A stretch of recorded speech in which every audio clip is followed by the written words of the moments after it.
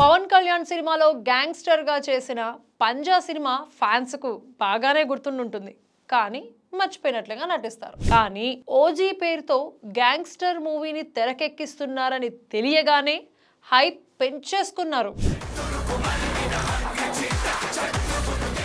2 పాటలు వచ్చేసరికి ఆ హైప్ ను సహం దించేసుకున్నారు. అసలు ఏం జరుగుతోంది? మళ్ళీ పంజా విసురుతారా?